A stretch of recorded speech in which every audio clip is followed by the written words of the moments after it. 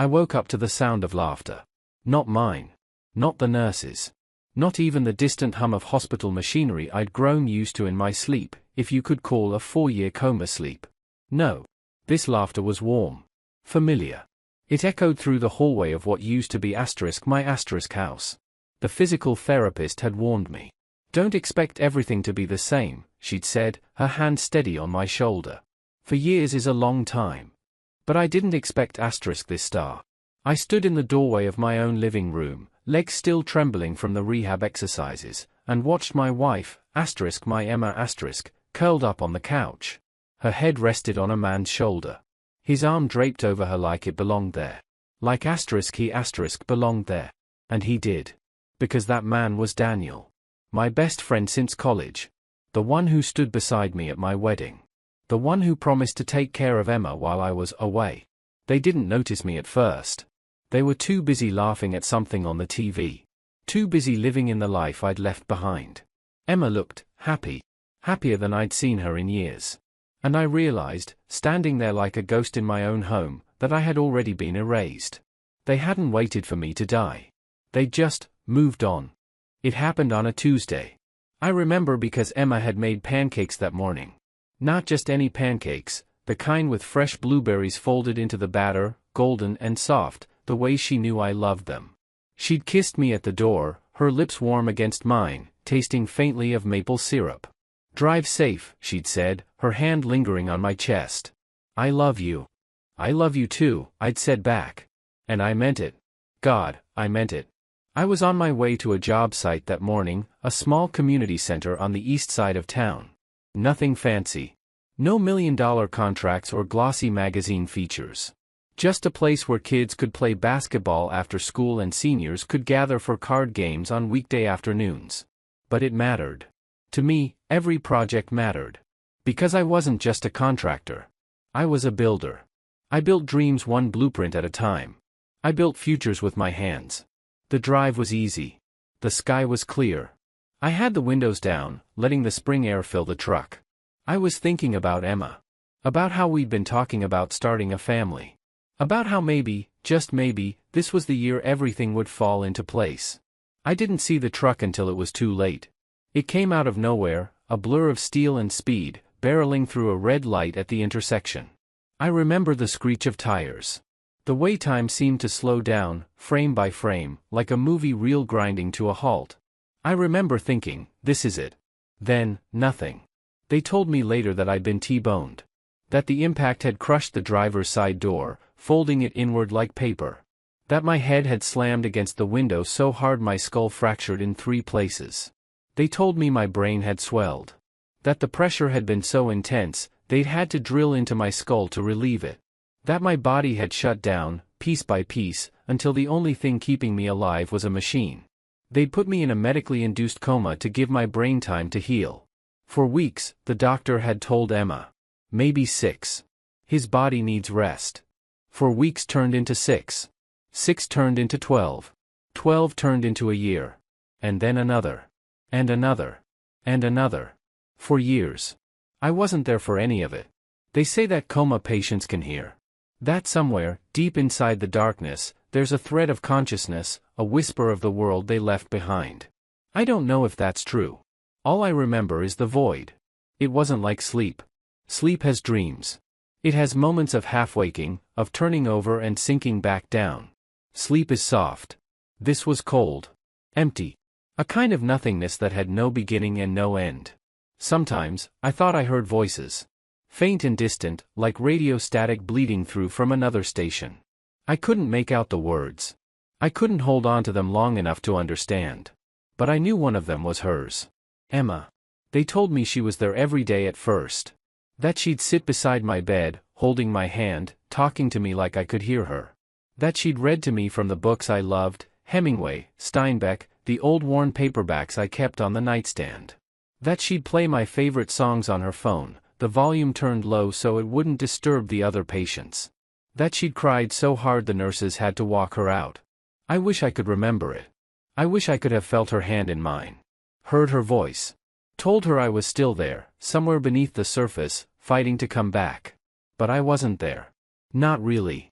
I was lost. Adrift in a place where time didn't exist and memory was just a shadow, flickering and fading before I could catch it. The doctors said it was a miracle I survived. That most people with injuries like mine don't make it past the first year. That even if they do, they're not the same. Brain damage. Paralysis. A lifetime of assisted care. But I was lucky, they said. Lucky. When I finally woke up, for years, 2 months, and 11 days later, the world had moved on without me. Emma had moved on without me. And I was nothing but a ghost. A memory. A name carved into stone that no one visited anymore. The accident had stolen 4 years of my life. But what I didn't know yet, what I wouldn't learn until I walked back into my own home and saw them together, was that it had stolen so much more than that. It had stolen my wife. My best friend. My future. And left me standing alone in the wreckage, trying to piece together a life that no longer belonged to me.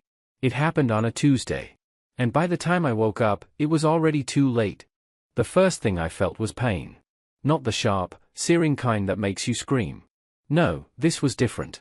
This was the dull, aching kind that lives deep in your bones, the kind that wraps around your ribs and settles into your spine like it's always been there. My body felt wrong. Foreign. Like I'd been folded up and forgotten in a drawer somewhere, left to collect dust and rust until someone finally remembered I existed. I tried to move my fingers. They twitched. Barely. I tried to open my eyes. The light was blinding. White and sterile and cold. And then I heard a voice. Oh my God. Oh my God, you're awake. I blinked. Slowly. Painfully. A face appeared above me, soft, blurred at the edges, like a watercolor painting left out in the rain. A nurse. She was young. Maybe late 20s. Her eyes were wide, filled with something that looked like shock. Or relief. Or maybe both. Where? My voice cracked. It didn't even sound like mine. Where am I? You're in the hospital, she said gently, her hand on my shoulder. You've been in a coma. But you're awake now. You're awake. She said it like a miracle. Maybe it was. They ran tests. So many tests. They checked my motor functions, asked me to squeeze their hands, wiggle my toes, follow a light with my eyes. They checked my memory, asked me my name, my birthday, the name of the president. They checked my ability to speak, to swallow, to breathe on my own. Everything worked. Slowly. Painfully. But it worked. You're incredibly lucky, the doctor said. He was older, with graying hair and kind eyes that had seen too much. Most people don't come back from this. And when they do, they're different. Lucky. That word again. I didn't feel lucky. I felt hollow. Where's Emma? I asked on the second day. The nurse, her name was Claire, I'd learned, hesitated. Just for a second. But I saw it. She's been notified, she said carefully. She'll be here soon. But she wasn't. Not that day. Not the next. On the third day, a lawyer showed up. He was young. Too young. He looked like he'd just passed the bar exam and was still figuring out how to wear a suit properly. He carried a leather folder under his arm, holding it like it might explode if he moved too fast. Mr. Calloway, he said, extending a hand. My name is Jason Brennan. I'm here on behalf of your wife. I stared at him. On behalf of her? He shifted uncomfortably. Yes. There are some legal matters we need to discuss. Where is she? He didn't answer. Instead, he sat down in the chair beside my bed and opened the folder. Inside were documents. Pages and pages of them, filled with legal jargon I couldn't process. After the first year, he said slowly, your wife was granted power of attorney. She's been managing your affairs. The house. The insurance. Your medical care. Managing, I repeated. The word tasted bitter. Yes. What does that mean? He hesitated again. I was starting to hate that hesitation. It means she's been making decisions on your behalf. Financial decisions. Legal decisions. Where is she? I asked again, louder this time. He looked down at the folder. Then back at me. She's been under a lot of stress, Mr. Calloway. The past 4 years have been very difficult for her. I felt something crack inside my chest. Difficult for her ? He didn't respond. Instead, he pulled out a single document from the folder and placed it on the table beside me. This was filed 6 months ago, he said quietly. I looked down at the paper. At the top, in bold black letters, it read, *** motion to declare Ryan Calloway legally deceased. ***. The room went silent. I could hear my own heartbeat. Slow. Steady. Alive? She tried to declare me dead, I said. My voice was flat. Emotionless. It's a standard procedure in cases like this, he said quickly. When someone has been in a vegetative state for an extended period, it allows the family to. I'm not dead. I know. And the motion was withdrawn once you woke up. I stared at the document. At Emma's signature at the bottom. Neat. Elegant. The same signature she'd used when we signed the mortgage on our house. When we signed our marriage license. When she signed me away. She thought you weren't coming back, the lawyer said softly. I looked up at him. But I did. He nodded. Then stood. I'll leave this with you. If you have any questions. Get out. He didn't argue. Just gathered his folder and walked out, leaving the door open behind him. I lay there for a long time, staring at the ceiling. The fluorescent lights buzzed softly. The machines beside me beeped in rhythm. Somewhere down the hall, a baby was crying. I thought about Emma. About the way she used to wake me up on Sunday mornings, her hair messy and her smile sleepy. About the way she'd dance in the kitchen while cooking, humming off-key to songs on the radio. About the way she'd curl up beside me on the couch, her head on my chest, her hand over my heart. I thought about the life we'd built together. And I wondered when she'd decided to tear it down. The nurse came back in a few hours later. Do you need anything? She asked gently. I didn't answer. Because the truth was, I didn't know what I needed anymore. I'd woken up. But the world I'd woken up to didn't want me back. They discharged me after 3 months of rehab. 3 months of learning how to walk again. How to hold a fork without my hand shaking. How to speak without slurring my words. 3 months of physical therapy, occupational therapy, speech therapy, rebuilding a body that had forgotten how to exist. Small victories, they called them. To me, they felt like humiliation. But I did it. I fought. I clawed my way back. Because I believed, that once I got out, once I went home, everything would make sense again. I was wrong. Emma never visited. Not once. I called her. Over and over. Every day for the first 2 weeks, then every other day, then once a week when I realized she wasn't going to answer. The phone would ring. 4 times. 5. Then her voicemail would kick in. *Hi, this is Emma. I can't come to the phone right now, but leave a message and I'll call you back. Her voice was bright. Happy. The same voice I'd fallen in love with all those years ago. She never called back. So I went home. I took a cab because I didn't have a car anymore. The driver was an older man, quiet and kind. He helped me load my duffel bag into the trunk, a single bag with clothes the hospital had provided. Everything I own now fit in one bag. The drive was silent. I stared out the window, watching the familiar streets roll by. The coffee shop where Emma and I had our first date. The park where I'd proposed. The grocery store where we used to argue over which brand of cereal to buy. Everything looked the same. But it wasn't. When we pulled up to the house, I felt something tighten in my chest. It was still blue. Still had the white shutters I'd painted 2 summers ago. Still had the flower pots on the porch, Emma's touch, always Emma's touch. Still had the brick walkway I'd laid myself, stone by stone, because she'd said she wanted something that felt like home. I'd built this house for her. With my own hands. And now I was standing outside of it like a stranger. I paid the driver and walked up to the front door, duffel bag slung over my shoulder. My hands were shaking as I reached for my keys. I slid the key into the lock. It didn't turn. I tried again. Nothing. The lock had been changed. I stood there for a long moment, staring at the door. Then I heard it. Laughter. Her laughter. I walked around to the side of the house, my heart pounding so hard I could hear it in my ears. The kitchen window was open. I could see inside. Emma was there. And so was Daniel. They were cooking together. She was wearing a hoodie, his hoodie, oversized and gray. He was tying her apron from behind, his hands lingering on her waist. They moved like a rhythm. Like a song they'd practiced 1,000 times. She laughed again, light and easy, and he leaned down and kissed the top of her head. I knocked on the glass. The sound echoed. Emma froze. Slowly, she turned. Our eyes met. For a moment, just a moment, I saw something flicker across her face. Guilt. Fear. Shame. Then it was gone. Replaced by something else. Something I didn't recognize. She walked to the back door and opened it.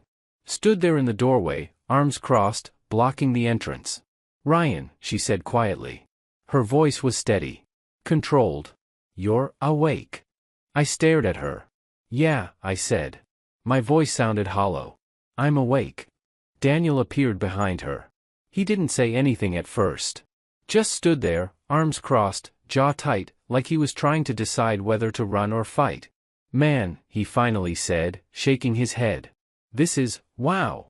Wow." That was all he had. I looked at Emma. Really looked at her. She looked different. Older.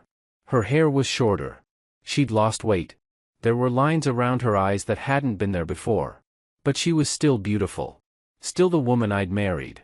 Still the woman I'd loved. Still the woman who'd let me go. "I called you," I said. She didn't respond. "I called you every day. For weeks." "I know. Then why didn't you answer?" She looked down. "Because I didn't know what to say." I laughed. It came out bitter and sharp. "You didn't know what to say? How about, 'I'm glad you're alive'? How about, 'I'm sorry I tried to have you declared legally dead'? Ryan. How about, 'I'm sorry I moved my boyfriend into our house'?" The silence was deafening. Daniel stepped forward. "Man, look." "Don't," I said. My voice was ice. "Don't you dare."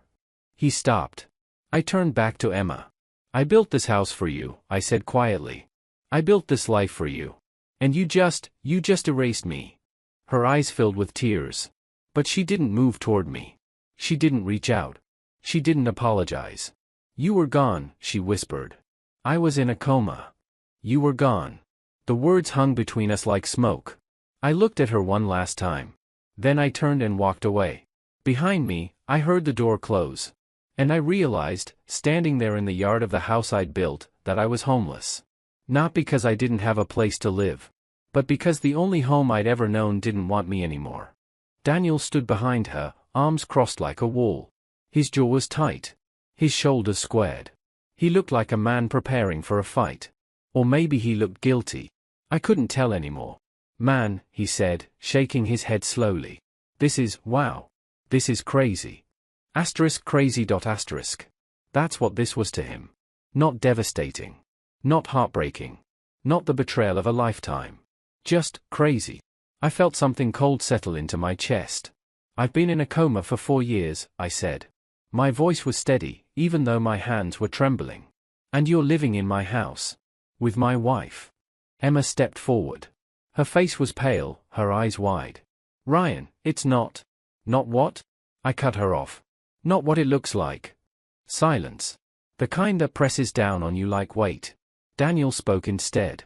"Look, man. We thought you weren't coming back. The doctors said." "I don't care what the doctors said." My voice cracked. "I'm Kirstar.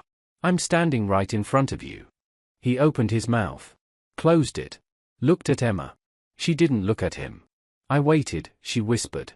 Her voice was so quiet I almost didn't hear it. "I waited for 2 years, Ryan. 2 years of sitting in that hospital room, watching you lie there like you were already gone. But I wasn't. You were star." Her voice broke on the last word. "You were gone. You weren't breathing on your own. You weren't moving.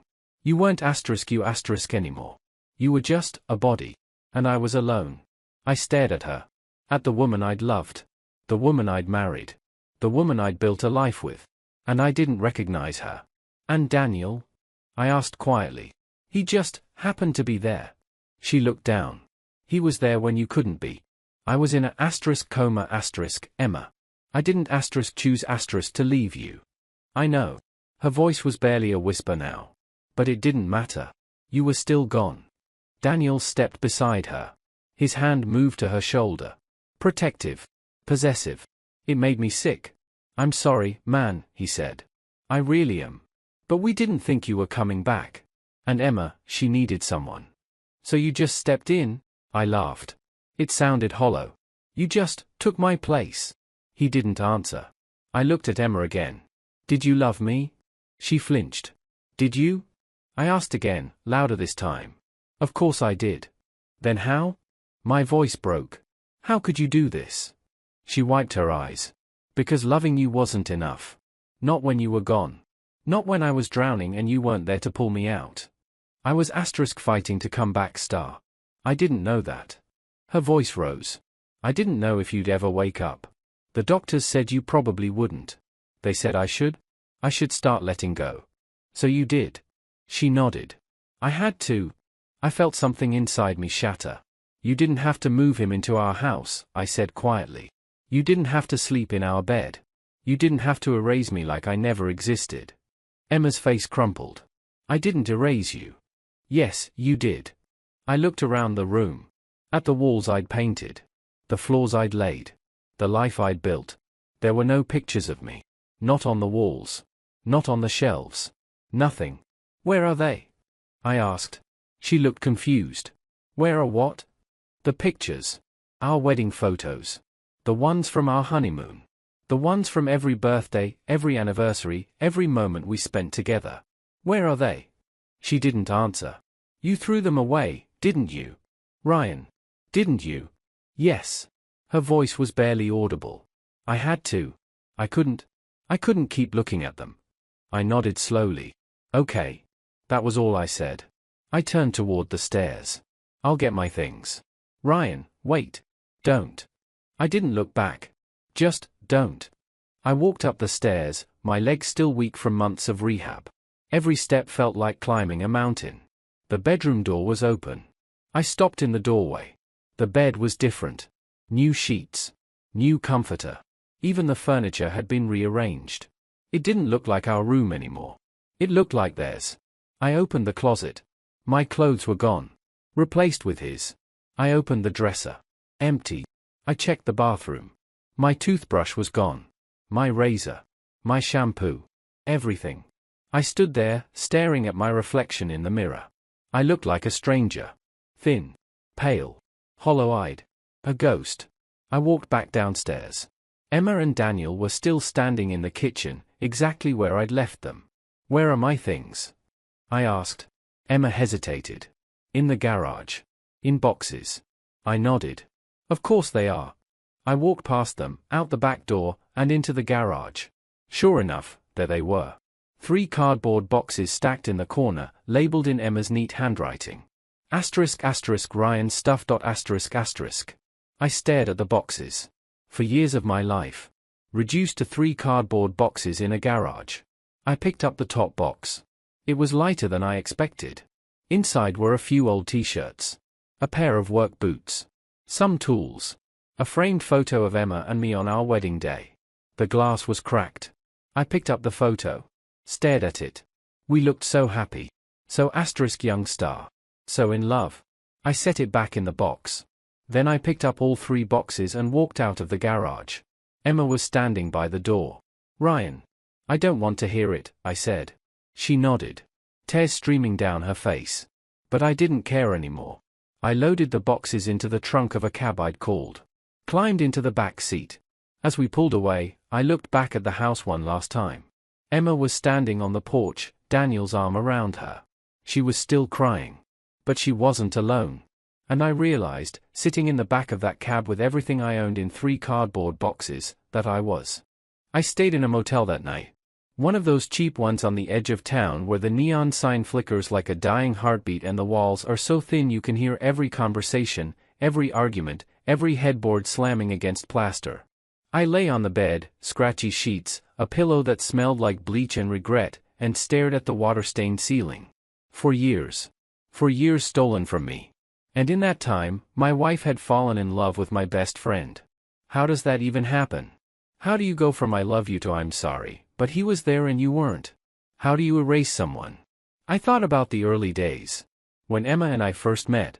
I was 24. She was 22. She worked as a barista at a coffee shop near my first job site, a tiny place called The Grind, tucked between a laundromat and a pawn shop. The kind of place where the coffee was burnt and the Wi-Fi barely worked, but the girl behind the counter made it worth the visit. I came in every morning. Black coffee.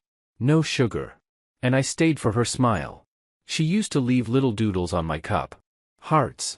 Smiley faces. Terrible drawings of houses with stick figure families standing in front. Once, she drew a tiny house with the words asterisk, build me this someday. Asterisk. I'd laughed. Folded the cup sleeve and tucked it into my wallet. A month later, I asked her out. A year later, I proposed. 2 years later, we were married. And 5 years after that, I built her the house she'd asked for. I built her a house. I built her a life. I gave her everything. And she gave me up. My phone buzzed on the nightstand. I picked it up. A text from an unknown number. Asterisk, Ryan. It's Daniel. We need to talk. Meet me tomorrow. Angelo's Diner. 10 a.m. Asterisk. I stared at the message. Part of me wanted to throw the phone across the room. To block the number. To pretend I'd never seen it. But another part of me, the part that needed answers, that needed to understand, couldn't let it go. I typed back, asterisk, fine. Asterisk. I didn't sleep that night. I lay there, listening to the couple next door fight. Listening to the traffic on the highway. Listening to the sound of my own breathing, steady and shallow, like I was still hooked up to a machine. I thought about Daniel. About the day we met. Freshman year of college. He was my roommate, randomly assigned, a complete stranger who became my best friend. We stayed up late talking about life. About dreams. About the people we wanted to become. He'd wanted to be a photographer. I'd wanted to build things. He'd been at my wedding. Stood beside me as my best man. Made a toast that had everyone laughing and crying at the same time. He'd been there when Emma and I bought our first house. Helped us move in. Painted the living room with us. He'd been family. And now he was the man sleeping in my bed. I closed my eyes. But all I could see was Emma. Her head on his shoulder. His arm around her waist. The way they moved together. Like they'd been doing it for years. Because they had. I wondered when it started. Was it after the first year? The second? Or had it been sooner? Had they been waiting for me to die? The thought made me sick. I got up. Walked to the bathroom. Splashed cold water on my face. In the mirror, I barely recognized myself. I was thinner. Paler. My hair had grown long and uneven. My eyes looked hollow. I looked like a man who died and come back wrong. Maybe I had. I went back to bed. Pulled the covers up to my chin. And stared at the ceiling until the sun came up. By the time morning arrived, I still didn't have any answers. But I knew one thing. Tomorrow, I'd sit across from the man who'd taken everything from me. And I'd make him look me in the eye. Daniel was already there when I arrived.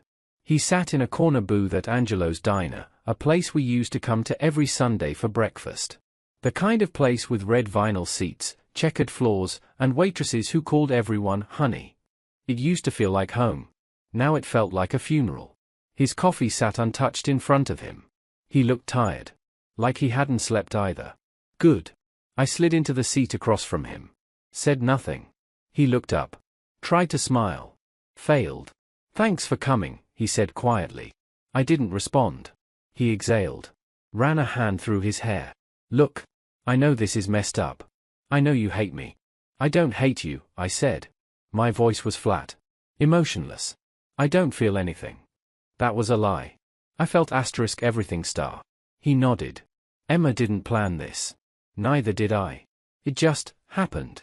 Things don't asterisk just happen asterisk, Daniel. I leaned forward. People make choices. He looked down at his hands. You're right.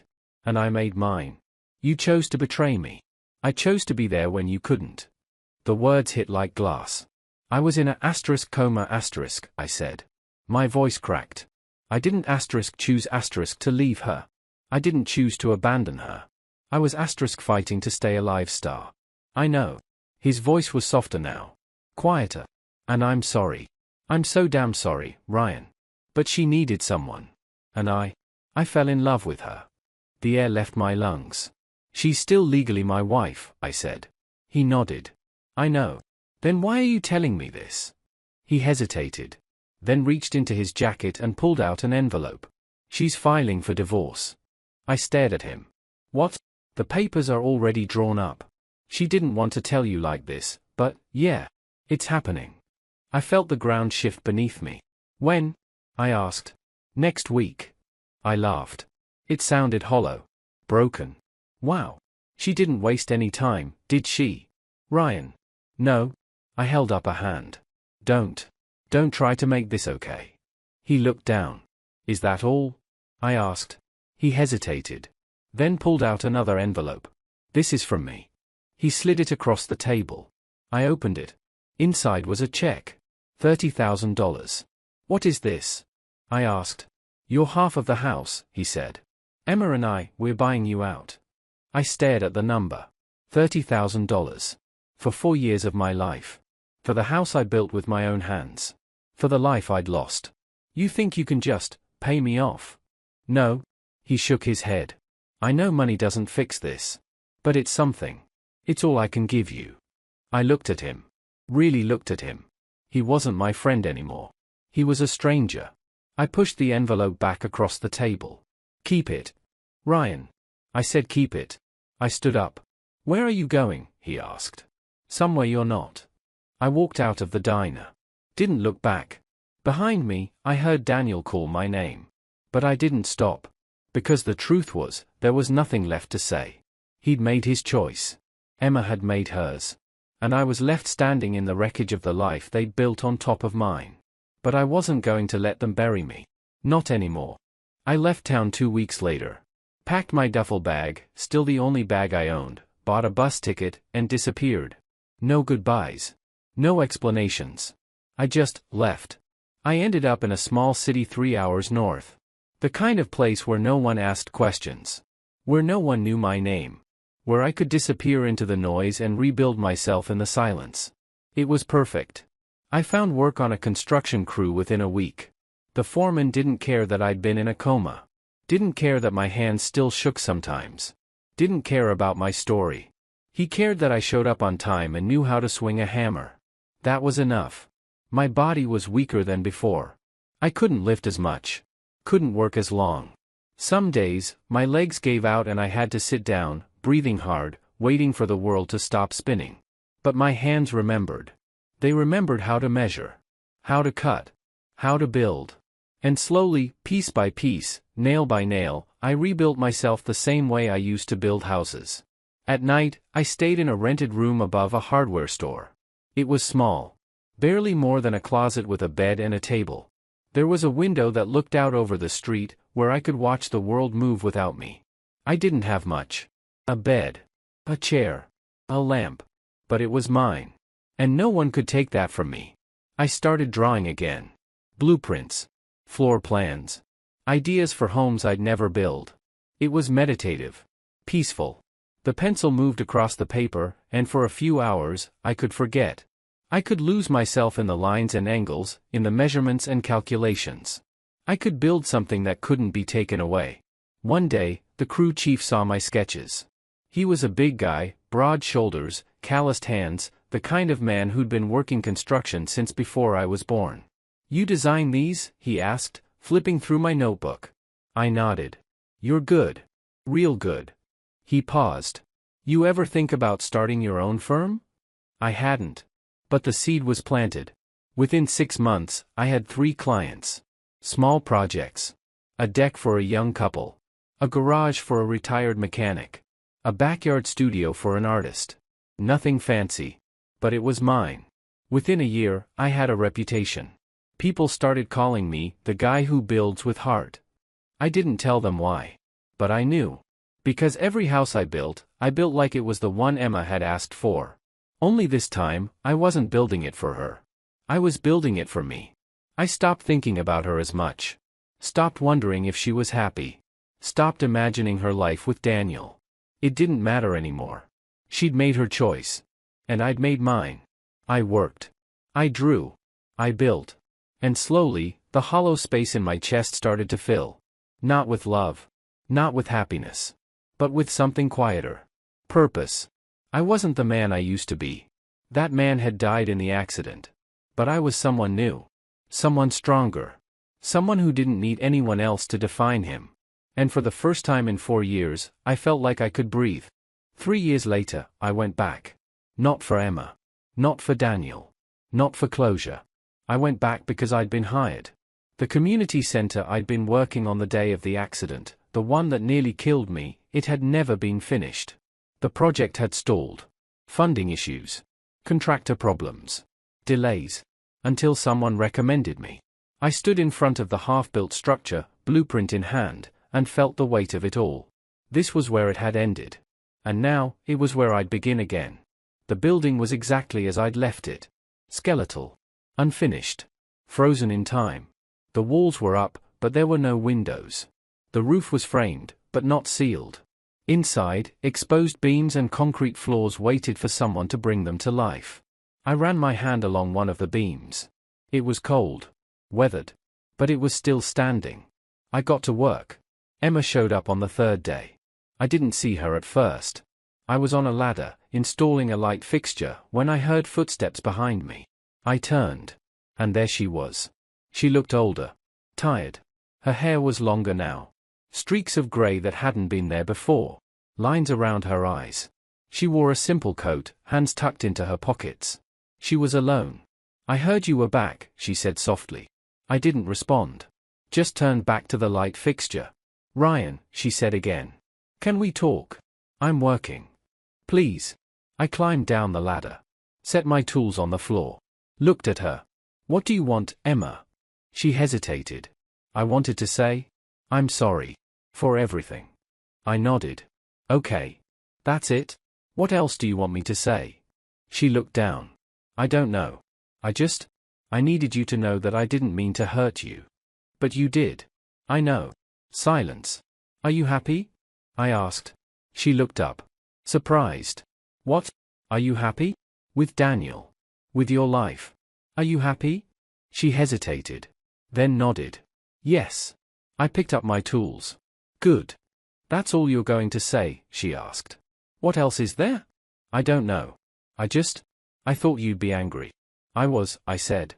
"For a long time. But I'm not anymore." She stared at me. "How?" "Because I rebuilt myself," I said simply. "And I didn't need you to do it." She wiped her eyes. "I really am sorry, Ryan." I nodded. "I know." She turned to leave. Then stopped. "For what it's worth, I'm proud of you." I didn't respond. She left. And I kept building. 6 months later, the community center opened. There was a ceremony. A ribbon cutting. Local officials. Families. Kids running through the halls, laughing. It was everything I'd imagined. By the door, there was a plaque. I'd had it made myself. It read, **, in honor of resilience. In memory of what was lost. In celebration of what remains. **. I didn't put my name on it. I didn't need to. Because this wasn't about me. It was about the building. The community. The future. I stood outside, watching people walk in and out, and felt something I hadn't felt in years. Peace. I'd lost 4 years of my life. But I'd found something more valuable. Myself. And that was enough.